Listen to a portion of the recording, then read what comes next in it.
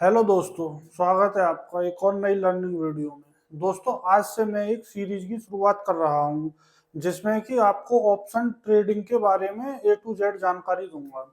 मेरे बहुत सारे भाई ट्रेडिंग तो सीखना चाहते हैं, लेकिन वो समझ नहीं पाते कि ट्रेडिंग कैसे शुरू करें, ट्रेडिंग की शुरुआत कैसे करें। स्टॉक मार्केट को समझना तो चाहते हैं, लेकिन उनके लिए सीक्वेंस में चीजें नहीं मिल पाती हैं। यूट्यूब पे चीजें हैं तो सही, बट ये है कि कोई कहीं से है, कोई कहीं से है, मतलब वो चीजों को जोड़ नहीं पाते हैं।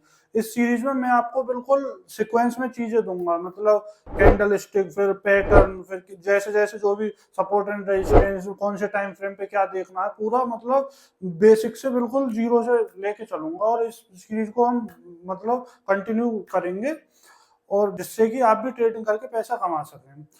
बाकी इन्वेस्टिंग वगैरह का भी थोड़ा सा बता दिया है, बाकी हमारा मेन फोकस रहेगा ट्रेडिंग के ऊपर। तो इनको मैं एक्सप्लेन करता हूँ आपके लिए।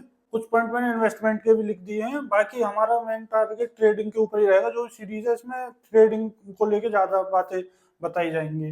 इन्वेस्टमेंट में आ जाते हैं, एक लॉन्ग टर्म इन्वेस्टमेंट हो जाता है। इसमें किसी स्टॉक को बाई करके 1 से 3 साल के, मतलब अपने ऊपर डिपेंड करता है, वैसे होल्ड करते हैं लॉन्ग टाइम के लिए, जिससे कि लंबे समय में आपका पैसा 2 गुना 4 गुना हो जाता है। ये बिल्कुल सेफ ट्रेडिंग होती है, इसमें ज्यादा रिस्क नहीं रहता और पैसा भी अच्छा खासा बन जाता है।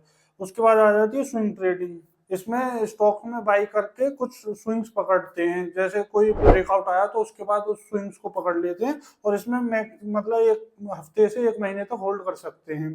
एक इन्वेस्टमेंट में एक आईपीओ की तरह आ जाता है, मतलब कोई कंपनी जब रजिस्टर्ड होगी मार्केट में, तो उसके लिए क्या होता है कि जब वो अब मार्केट में रजिस्टर्ड होगी उससे पहले उसका आईपीओ आता है, जिससे कि उसमें इन्वेस्ट कर लेते हैं। जितना इन्वेस्ट करते हैं लिस्टिंग, मतलब जब उसकी आईपीओ की क्लोजिंग होगी उससे पहले अगर आप सब्सक्राइब करते हैं तो आपका उतना पेमेंट, जितना उसका एक लॉट का होगा उतना ब्लॉक हो जाएगा, और जब वो मार्केट में लिस्ट होगा तो आपको उसके बदले में इतने शेयर्स मिल जाते हैं। ये तो होगा इन्वेस्टमेंट में। ये इसमें सेफ है। लॉन्ग टर्म इन्वेस्टमेंट में कोई ज्यादा रिस्क नहीं रहता, अपना आराम से अच्छी कंपनी को मतलब फंडामेंटल वगैरह पढ़ के आप इन्वेस्टमेंट कर सकते हैं। ये बिल्कुल सेफ है। ट्रेडिंग इसमें थोड़ा रिस्क रहता है, और ट्रेडिंग में इंट्राडे में ज्यादा रिस्क रहता है। और ऑप्शन बाइंग, ऑप्शन ट्रेडिंग भी होती है और फ्यूचर ट्रेडिंग भी हो जाती है। इसमें इंट्राडे में आपको 5 गुना लीवरेज मिल जाता है। इंट्राडे ट्रेडिंग में स्टॉक में भी ट्रेडिंग हो जाती है। जैसे रिलायंस का कोई शेयर है, आपको उसको मतलब इंट्राडे में करना है तो उसमें आपको 5 गुना लीवरेज मिल जाता है। मतलब कोई 2500 की चीज शेयर है तो वो 500 में मिल जाएगा आपको, बट वो उसी दिन आपको सेल करना पड़ेगा, उसको आप होल्ड नहीं कर सकते। और लॉन्ग टर्म में जो होता है, जैसे डिलीवरी में खरीदते हैं आप, उसे होल्ड कर सकते हैं कितने भी टाइम तक। इसमें थोड़ा चार्ज भी ज्यादा लगते हैं इंट्राडे में बाई सेल के, लॉन्ग टर्म में चार्जेस कम लगते हैं। दूसरा आ जाता है ऑप्शन ट्रेडिंग, जिसके पीछे आजकल जितने भी नए बच्चे हैं सब ऑप्शन ट्रेडिंग के पीछे ही भाग रहे हैं। ऑप्शन ट्रेडिंग में भी ऑप्शन बाइंग आता है। ऑप्शन बाइंग के पीछे सबसे ज्यादा बच्चे ऑप्शन बाइंग ही करते हैं। इसमें क्या होता है, 3-4 हजार रुपए लगाकर मतलब निफ्टी, बैंक निफ्टी के एक लॉट आ जाता है 4-5 हजार रुपए में, और फिर उसमें फ्लक्चुएशन आ जाता है अच्छा खासा, तो अच्छा खासा पैसा बन जाता है, पैसा डबल हो जाता है, 4 गुना हो जाता है।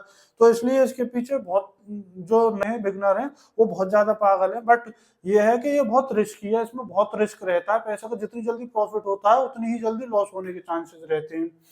ऑप्शन सेलिंग है दूसरा पॉइंट है हमारा, ऑप्शन सेलिंग। ऑप्शन सेलिंग में फंड थोड़ा ज्यादा लगता है। ऑप्शन बाइंग में बहुत कम फंड लगता है, ऑप्शन सेलिंग में ज्यादा फंड लगता है। बट ये है, इसमें आपको टाइम डिके का पैसा मिलता है। अगर आपने जहाँ पे बाई कर लिया उसके बाद अगर मार्केट साइडवेज भी रहा तो आपको टाइम डिके का पैसा मिलेगा। ऑप्शन बाइंग में टाइम डिके का पैसा जाता है। ये सब बातें मैं आपको आगे सीरीज में कंटिन्यू करूंगा, जब बताऊंगा पॉइंट टू पॉइंट। ये अभी मैं आपको ओवरव्यू दे रहा हूँ। तीसरा पॉइंट है फ्यूचर ट्रेडिंग। फ्यूचर ट्रेडिंग में आप किसी स्टॉक के प्राइस को फ्यूचर में प्रेडिक्ट करते हैं कि इसका प्राइस आगे फ्यूचर में ऊपर जाएगा या नीचे जाएगा, और उस हिसाब से आप उसको फ्यूचर में बाइंग करके रख लेते हैं, जिससे कि फ्यूचर में आप उसे सेल कर सकें। इसमें भी थोड़ा रिस्क रहता है। थोड़ा क्या, इसमें भी काफी रिस्क रहता है। अगर फ्यूचर में आपने उसका प्राइस मतलब बाइंग पोजीशन बना ली और फ्यूचर में आपको सेल करना है, और फ्यूचर में उसका प्राइस डाउन हो गया तो उसमें अच्छा खासा लॉस हो जाता है। ये जो ट्रेडिंग है, ये इसमें रिस्क तो सब में ही रहता है। इसको रिस्की ट्रेडिंग कहेंगे, रिस्की स्टाइल होता है। इन्वेस्टमेंट में थोड़ा रिस्क कम रहता है। इसमें म्यूचुअल फंड वगैरह में भी इन्वेस्ट कर सकते हैं आप, और काफी सारी चीजें होती हैं।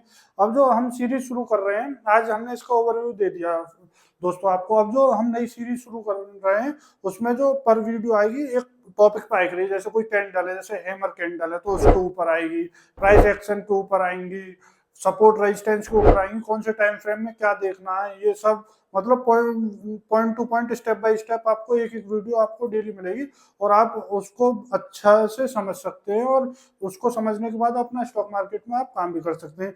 बिना सीखे स्टॉक मार्केट में ट्रेडिंग करना बहुत बड़ा अपने आप को धोखा देना है और अपना लॉस करना है। आपको 100% लॉस ही होगा अगर आप बिना सीखे करोगे।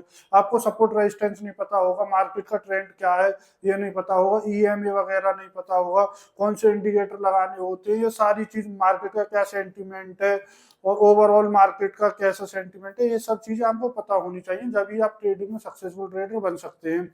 और टेलीग्राम टिप्स वगैरह से दूर रहें, क्योंकि टेलीग्राम टिप्स वगैरह से आप कभी सक्सेसफुल ट्रेडर नहीं बन सकते। जितना आप अपने ऊपर काम करेंगे उतना ही आपके चांस हैं कि आप सक्सेसफुल ट्रेडर बन सकते हैं। और अपने आप को टाइम दें। और अगर वीडियो पसंद आई हो तो वीडियो को लाइक करें और हमारे चैनल को सब्सक्राइब करें। धन्यवाद।